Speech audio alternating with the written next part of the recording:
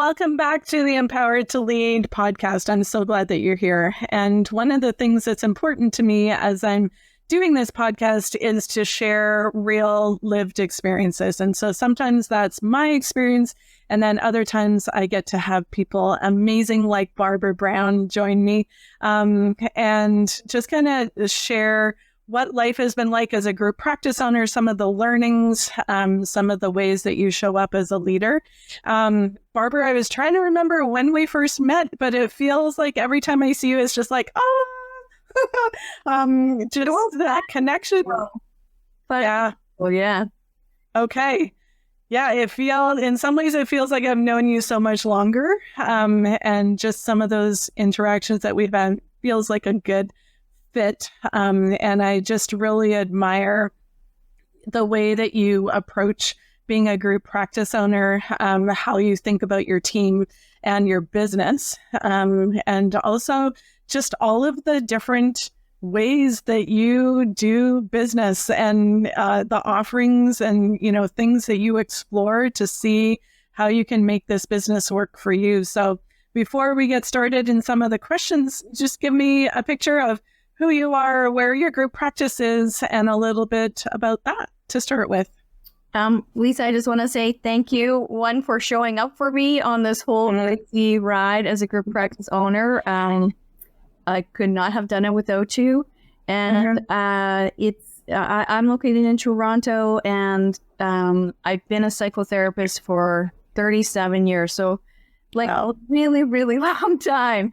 I had zero dreams of owning a group practice. They didn't exist for most of my career. This is a new beast in terms of mental health services in Canada.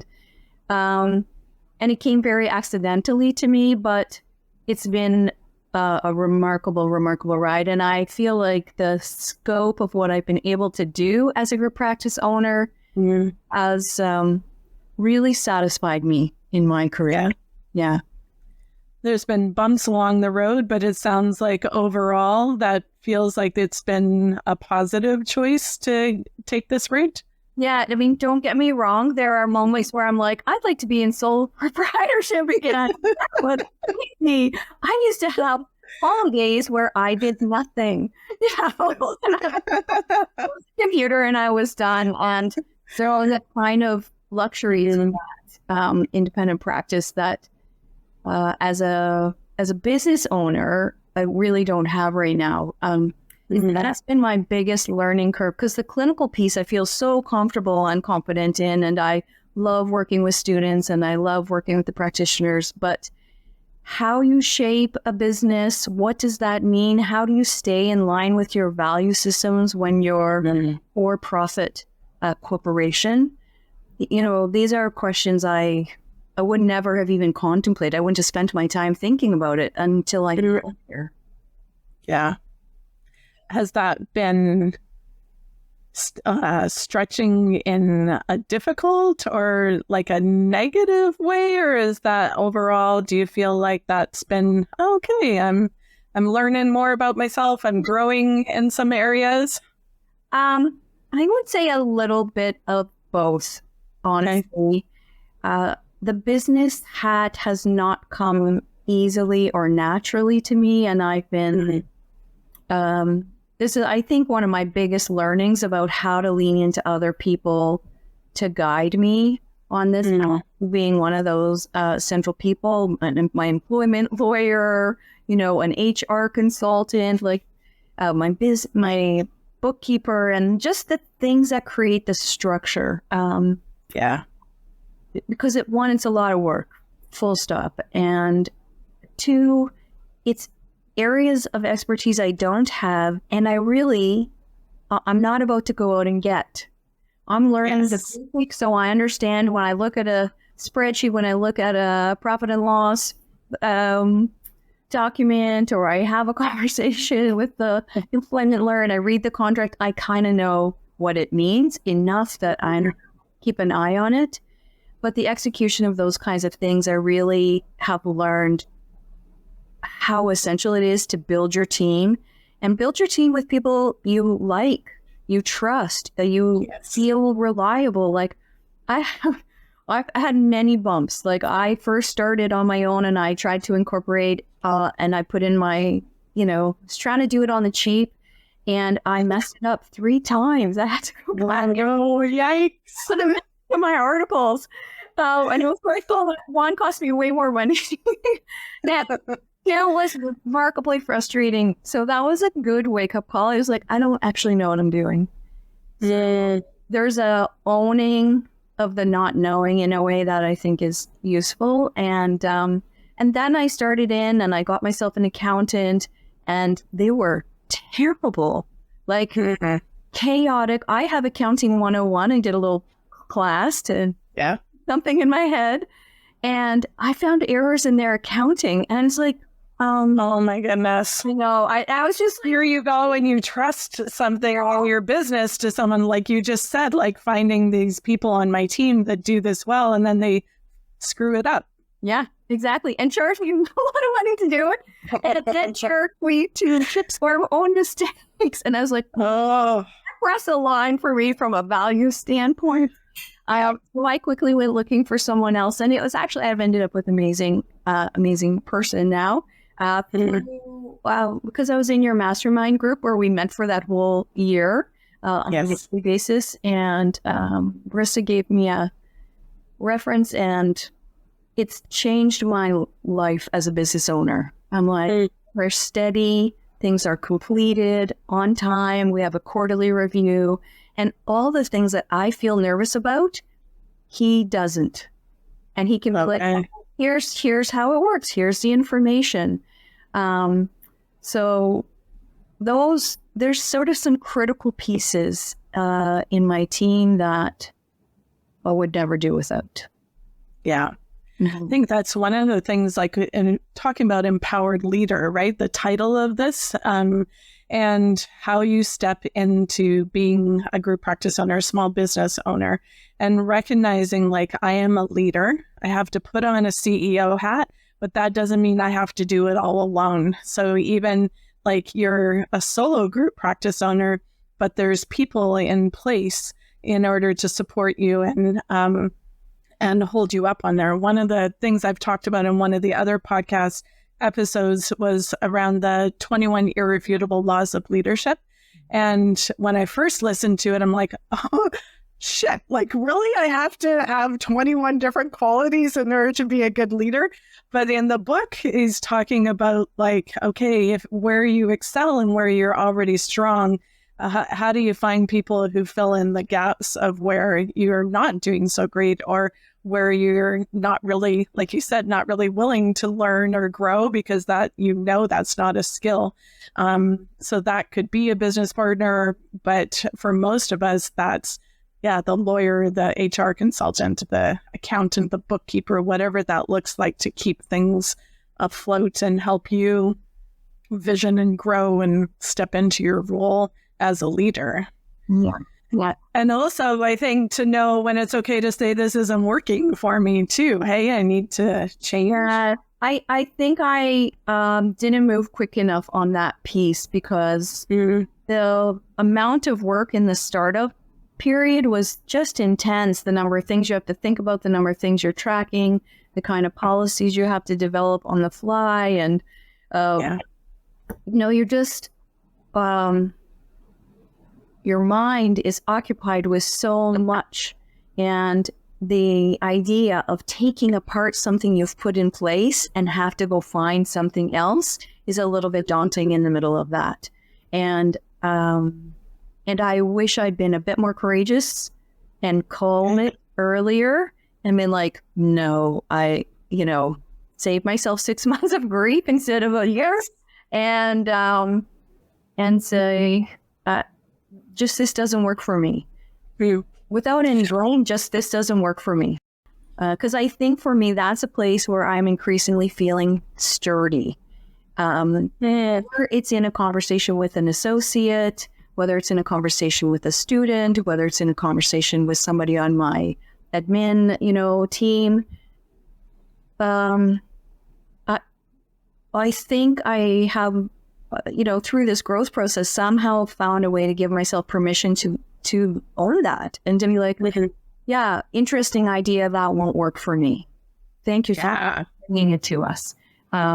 Or, there's a piece of here that's really in line with what we're doing, but the structure right now is not going to work. So I'll take the idea and riff with it and see if we can come up with something else. Okay. But there's that, I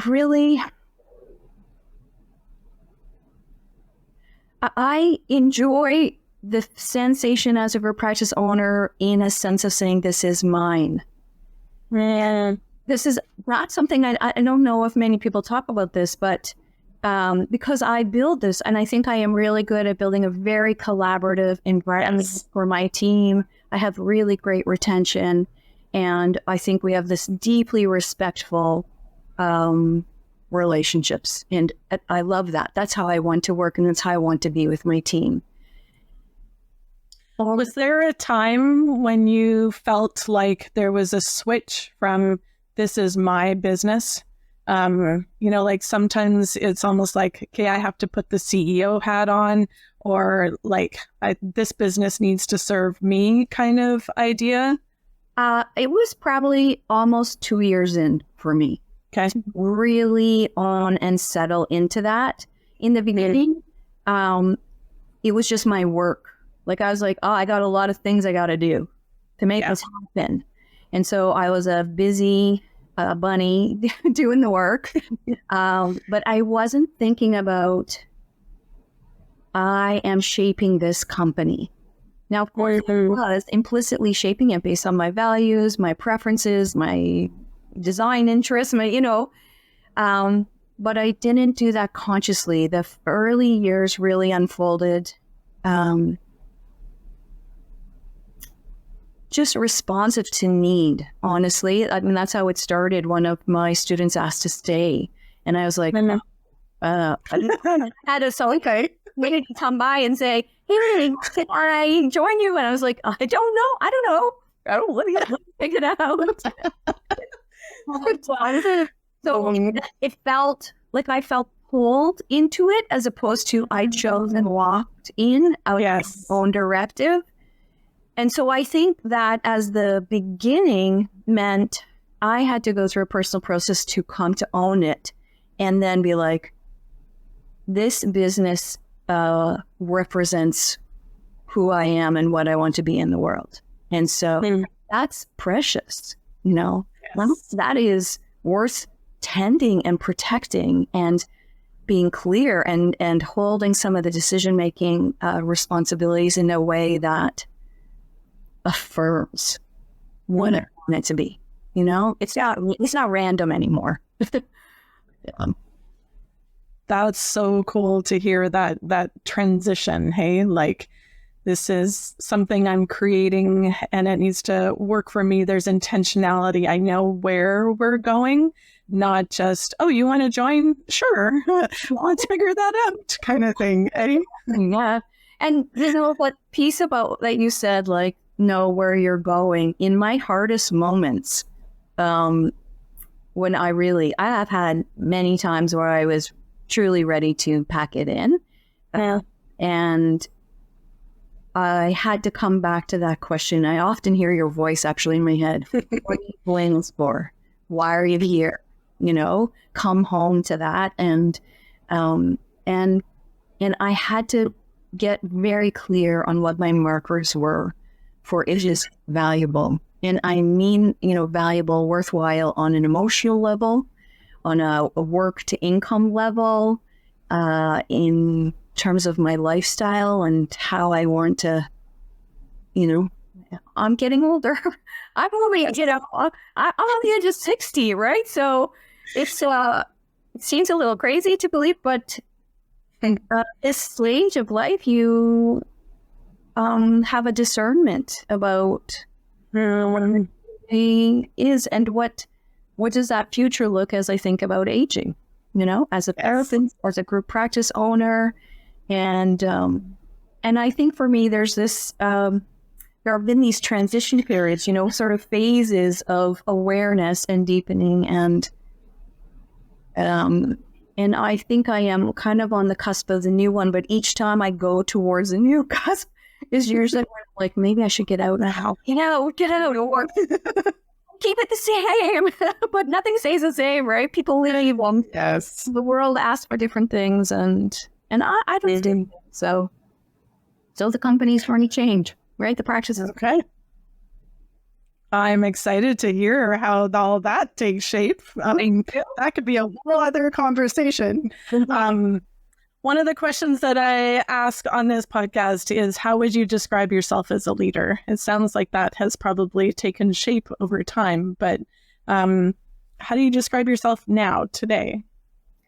One of my core values around this is about availability.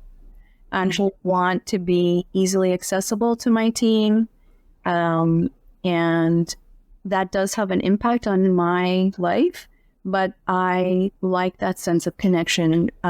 Most of our work happens virtually, and we do have a clinic in person in Toronto, and we have team gatherings, so we get to be in each other's space live, but so much of the conversation happens online, and that sense of thread between us. I want them to know I'm there for them anytime they need, and I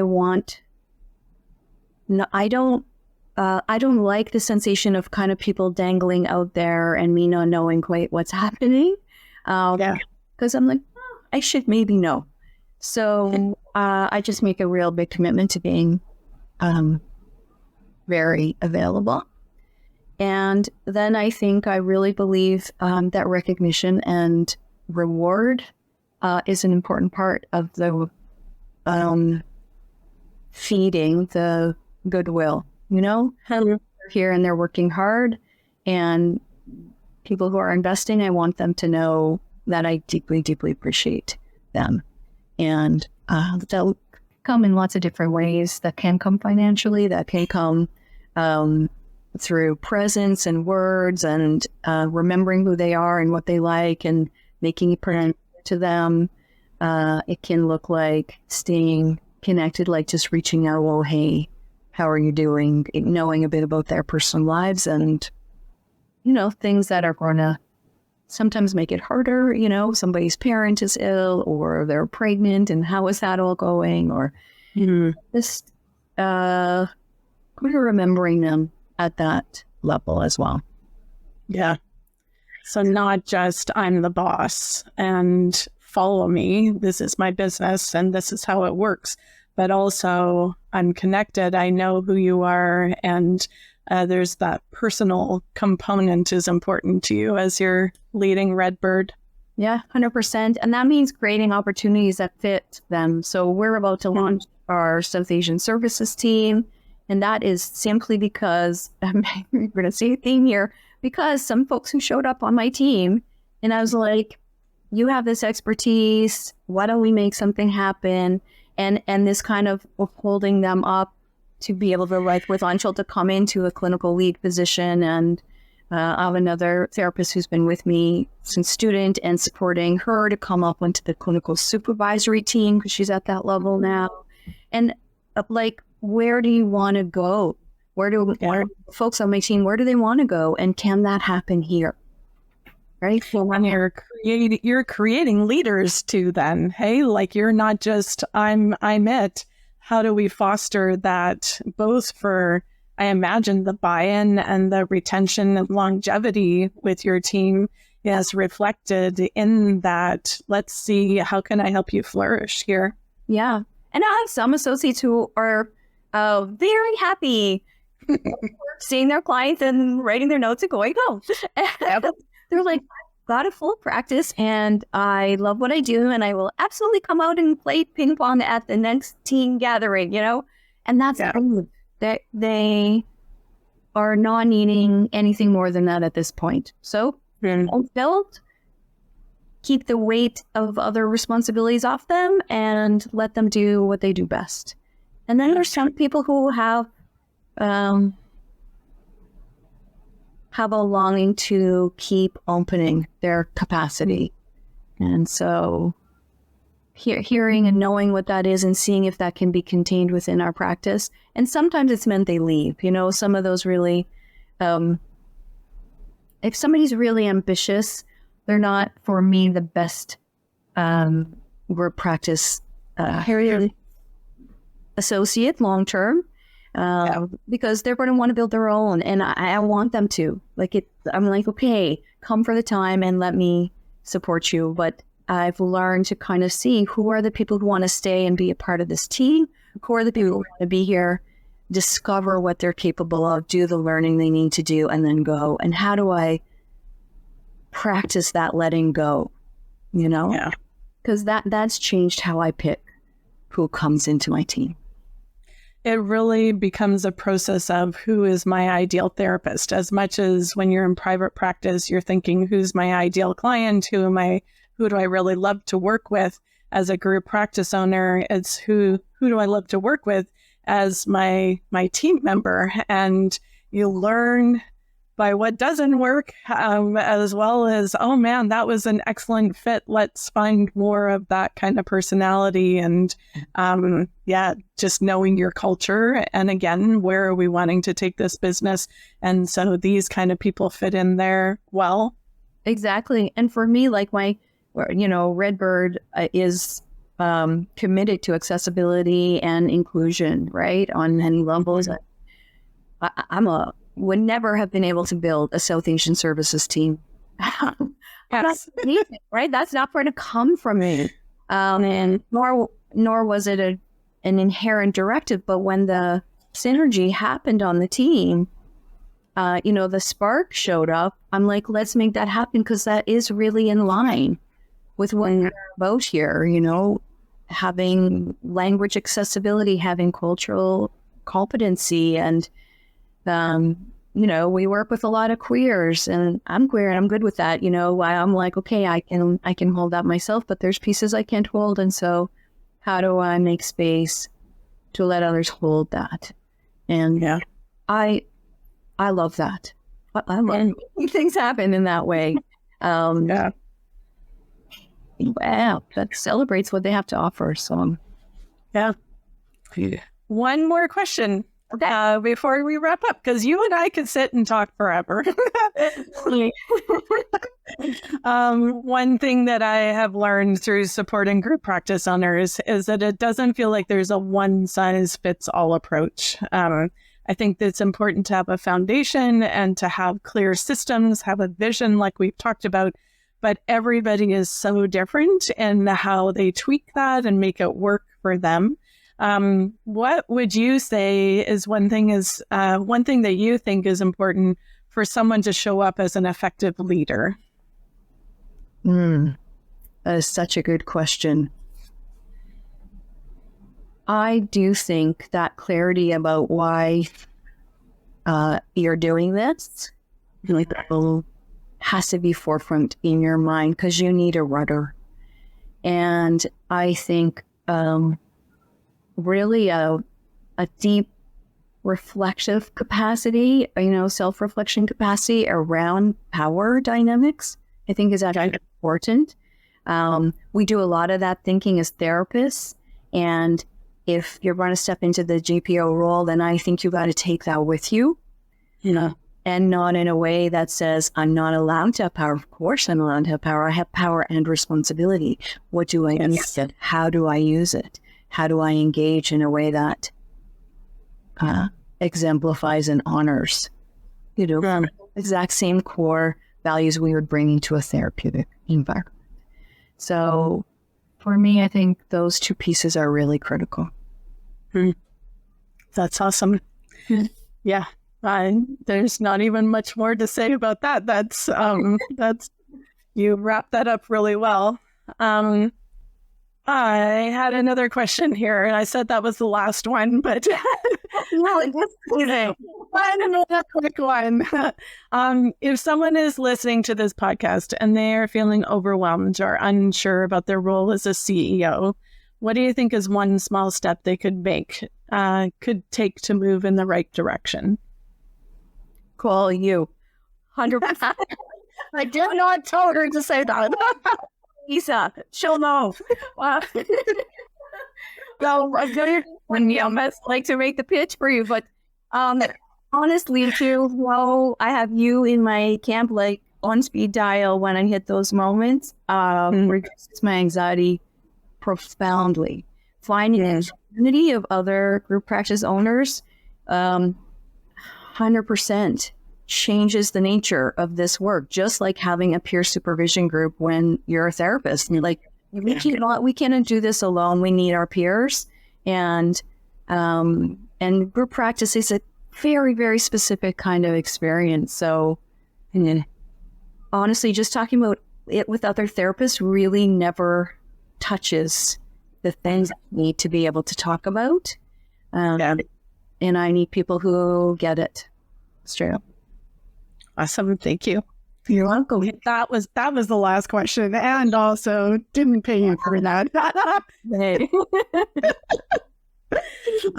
Thank you, Barbara, for showing up. We are going to include a link to your website, Redbird. We didn't even talk about Kutana and some of the services that you provide there. So we will provide a link if people are interested in what you do outside of group practice too. And for those listening, I hope that you take something away from Barbara's experience and to know that you are not alone in this. A lot of the experiences that you may be having are shared by other group practice owners, and that's one of the reasons this podcast exists. So I hope you'll tune in next week. And thank you again, Barbara, for being our guest. Thank you for having me, Lisa. All right. Thanks for hanging out with me on Empowered to Lead, the therapist practice. If you're ready for deeper support, I'd love to see you inside the Group Practice Connection, my monthly membership where Canadian therapists like you get coaching, community, and the tools to build a business that actually supports your life. You can check it out at grouppracticenetwork.ca. We're building something great here, and I'm so glad you're a part of it. This is Michelle Abraham, and we are honored to have Lisa Catallo's Empowered to Lead podcast on our High Vibe Podcast Network. For more shows like hers and to grab your free gift from the gift fold, head on over to highvibepodcastnetwork.com.